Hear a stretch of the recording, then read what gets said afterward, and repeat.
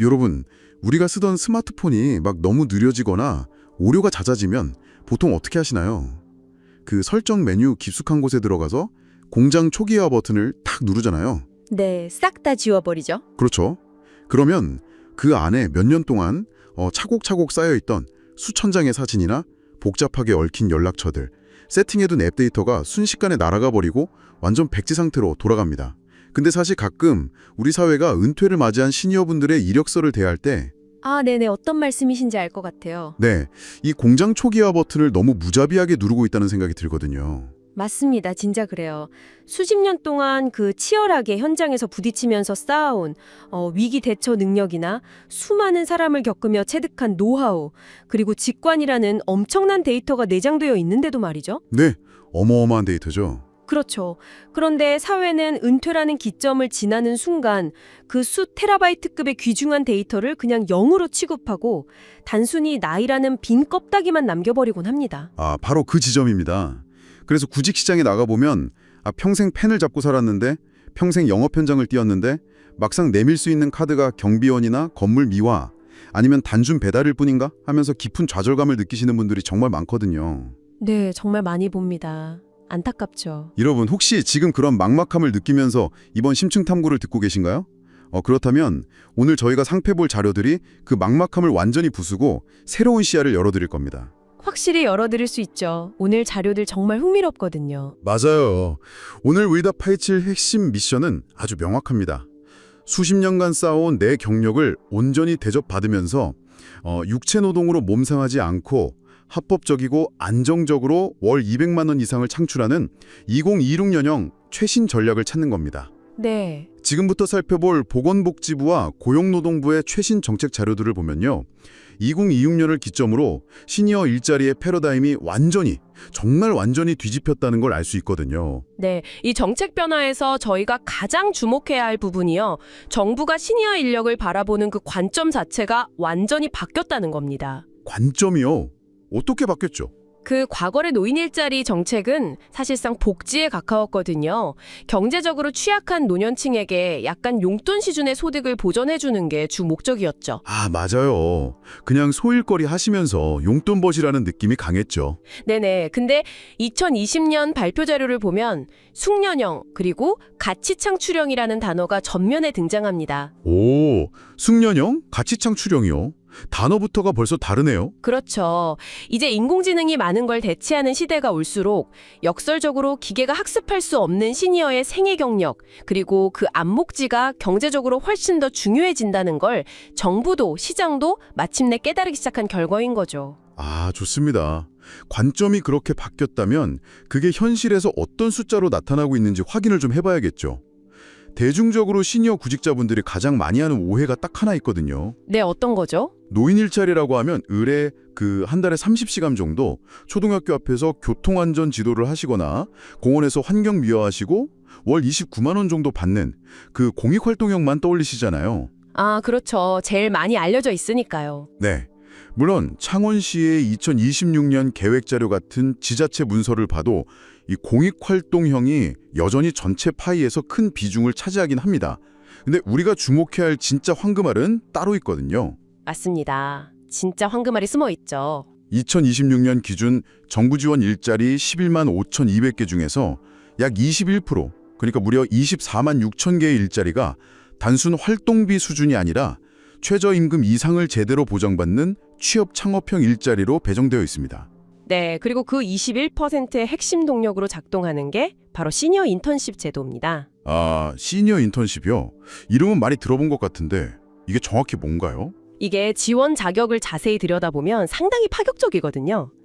만 60세 이상이기만 하면 현재 보유한 재산이 얼마인지, 기초연금을 수령하고 있는지 아닌지 이런 복잡한 소득이나 연금 조건을 전혀 안 따집니다.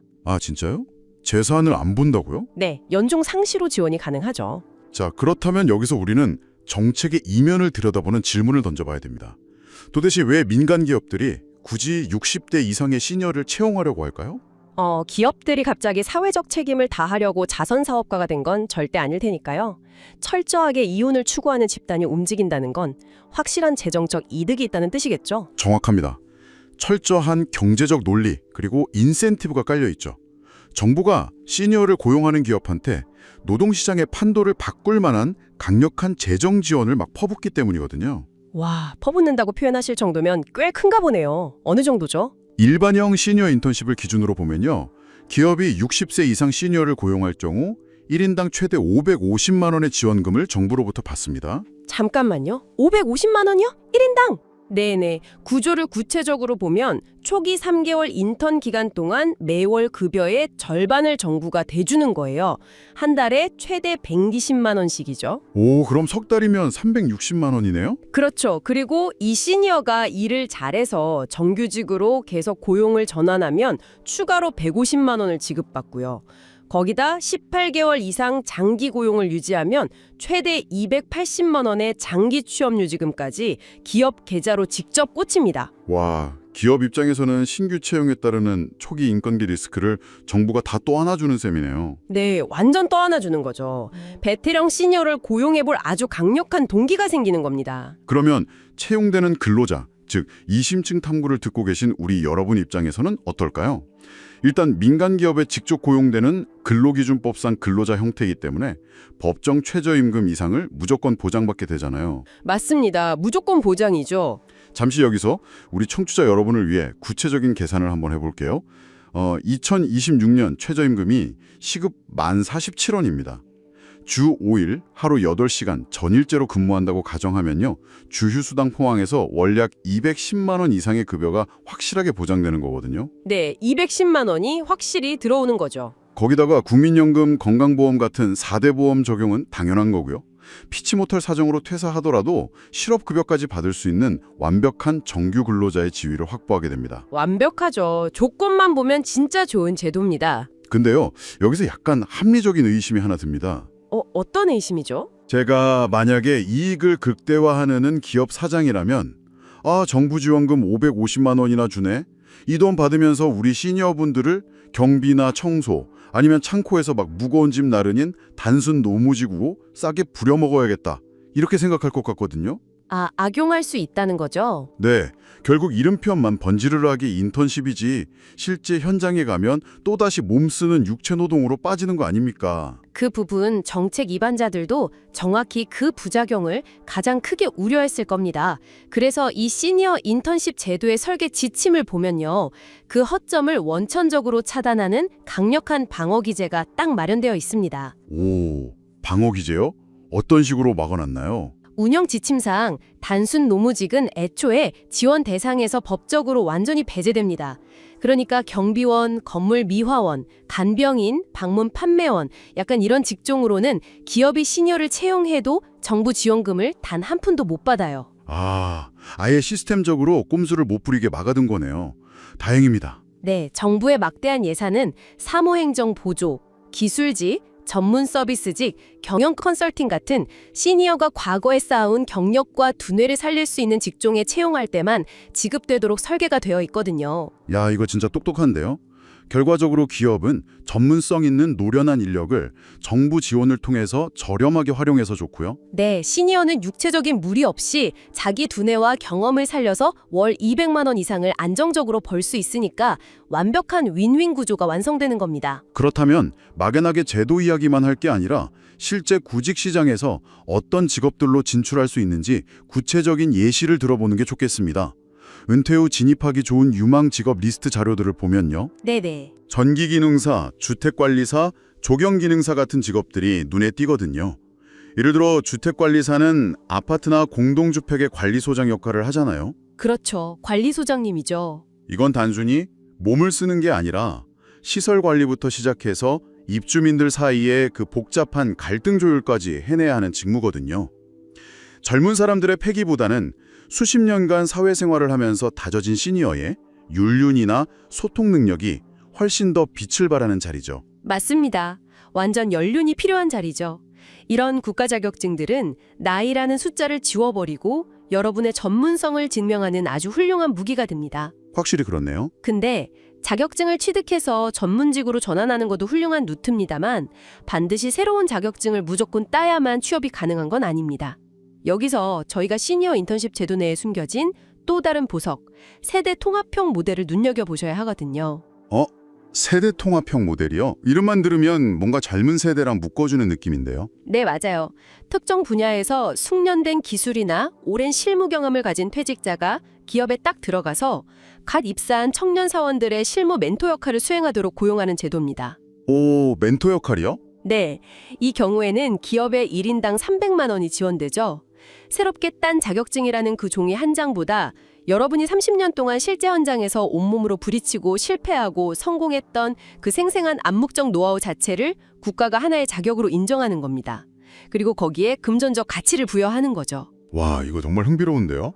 마치 롤플레잉 게임에 비유할 수 있겠어요. 게임이요? 네, 왜 게임에서 초보 시절에는 막 강한 체력이랑 속도로 몬스터랑 직접 부딪혀서 싸우잖아요. 아, 네네. 막 때려잡죠. 네, 그러다가 최고 레벨, 만렙에 도달하면 직접 칼을 휘두르기보다는 파티원들한테 경험치를 바탕으로 막 전략을 타주고 능력치를 올려주는 버프 마법을 걸어주잖아요. 그런 노련한 길잡이 역할을 하는 거랑 똑같네요. 와, 아주 명확한 비유네요. 딱 그겁니다. 여기서 조금 더 시야를 넓혀서 우리 청취자분들의 다양한 니즈를 충족시켜 보겠습니다. 네, 좋습니다. 지금까지는 주 5일 전일제로 일하면서 최대 수익, 그러니까 월 200만 원 이상을 올리는 민간 취업 시장을 이야기했잖아요. 근데 나는 이제 일주일에 40시간씩 꽉 채워서 일하는 건 체력적으로도 그렇고 시간적으로도 부담스럽다 하시는 분들 계실 거거든요. 그렇죠. 돈보다는 약간 의미나 여유를 찾고 싶다 하시는 분들도 분명 많으실 거예요. 네, 이런 분들을 위해서 공공 영역에서 마련한 훌륭한 계안이 있습니다. 바로 시민 서비스라는 개념입니다. 시민 서비스요? 흔히 말하는 무료 자원봉사를 뜻하는 건가요? 아, 그게 한국보건사회연구원의 자료를 보면 이 둘의 경계를 아주 명확히 구분합니다. 자원봉사가 개인의 선의에 기댄 약간 비공식적이고 무보수인 활동이라면요. 네네. 시민 서비스는 명확한 공적 이슈를 해결하기 위해서 구조화된 프로그램 안에서 활동하는 겁니다. 그리고 그에 합당한 최소한의 금전적 보상이 주어지는 활동이죠. 아, 무보수가 아니군요. 구체적인 예가 있을까요? 고용노동부의 사회공헌활동 지원 사업이 대표적인데요. 만 50세 이상이고 특정 분야에서 3년 이상 경력이 있는 분이 비영리 단체나 사회적 기업 같은 곳에서 회계나 마케팅, 인사 등의 전문성을 발휘할 경우에 오, 자기 전문 분야를 살리는 거네요. 네, 월 120시간 활동을 기준으로 약 40만 원 수준의 활동비와 수당을 지급받습니다. 풀타임 직장처럼 엄청 큰 돈은 아니지만 내 전문성을 사회에 환원하면서 일과 삶의 균형을 완벽하게 맞출 수 있는 아주 세련된 유급 활동인 셈이죠. 그러네요. 수익을 막 극대화할 건지 아니면 유연함과 사회적 의미에 더 비중을 둘 건지 선택지가 딱 명확해집니다. 자, 지금까지 2026년의 변화된 정책과 제도의 메커니즘을 샅샅이 살펴봤거든요. 네, 많이 살펴봤죠. 여러분, 전략과 무기가 아무리 훌륭해도 실전에서 방아쇠 당기는 법을 모르면 아무 소용이 없잖아요. 그렇죠. 실천이 중요하죠. 네, 그래서 지금 집에서 이 분석을 듣고 계신 여러분이 당장 컴퓨터나 스마트폰 켜서 실천할 수 있는 디지털 마스터키를 알려드리겠습니다. 바로 정부의 고용 서비스 통합 플랫폼 고용24를 100% 활용하는 방법입니다. 아, 고용24. 이거 진짜 중요합니다. 과거의 워크넷을 비롯해서 흩어져 있던 다양한 정보 고용 서비스가 다 하나로 통합된 거대한 디지털 포털이거든요. 맞아요. 만약 지금 실업급여를 받고 계시거나 앞으로 받을 예정이시라면 구직 활동을 공식적으로 인정받기 위해서라도 이 플랫폼 가입은 완전 필수적인 첫 관문입니다. 필수죠. 여기서 제가 드리는 첫 번째 핵심 팁이 있습니다.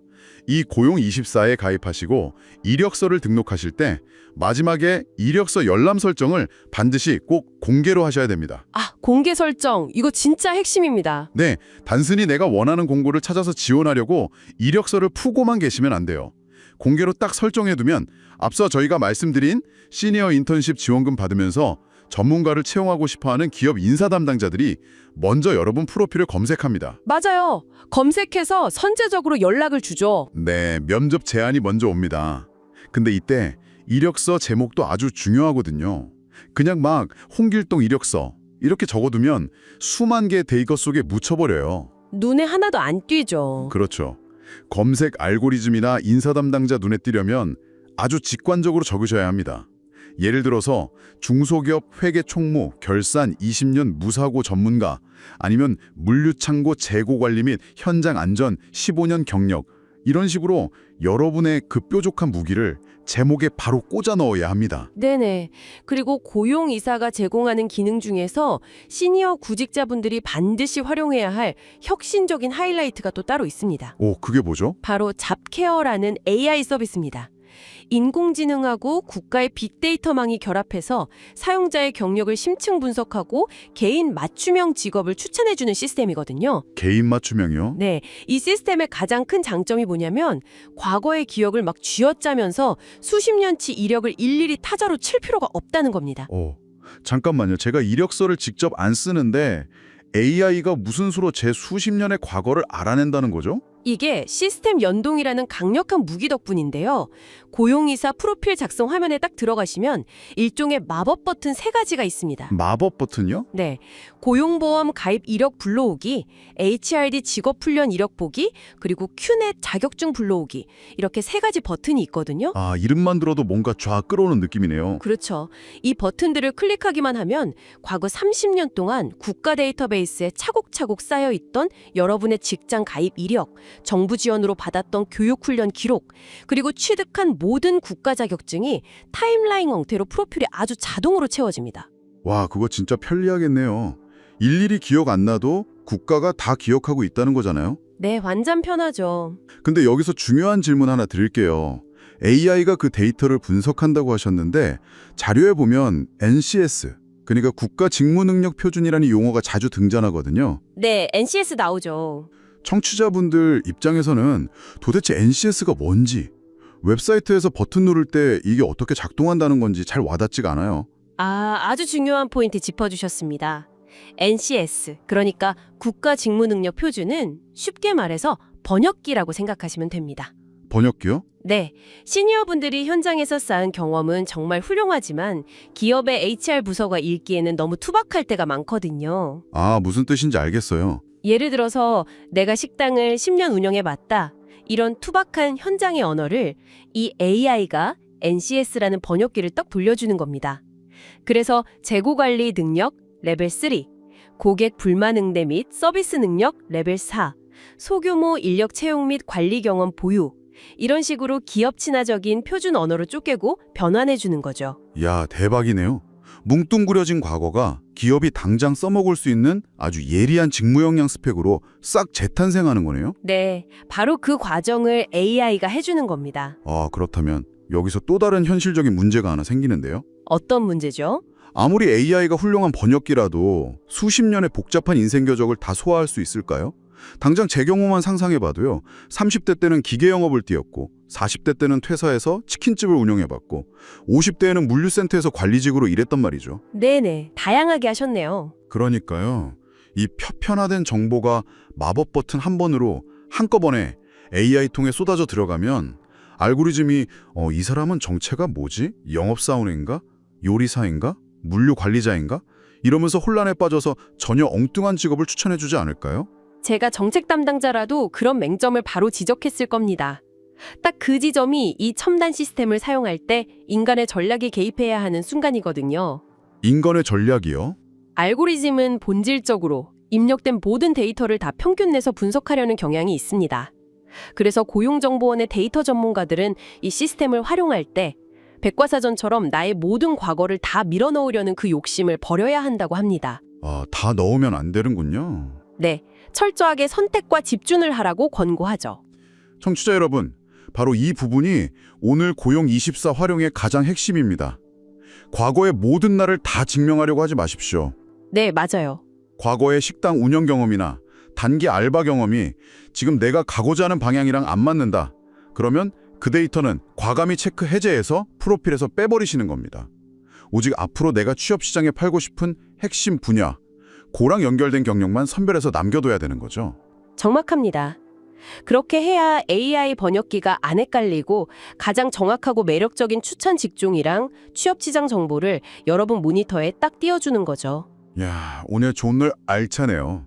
자, 이제 오늘 우리가 함께 탐험한 이 방대한 정보들을 청취자 여러분 삶에 바로 적용할 수 있도록 명확하게 정리해 보겠습니다. 첫째, 2026년 구직 시장에는 여러분을 단순 노무직이 아닌 숙련된 인재로 대우하는 24만 개의 일자리가 열려 있습니다.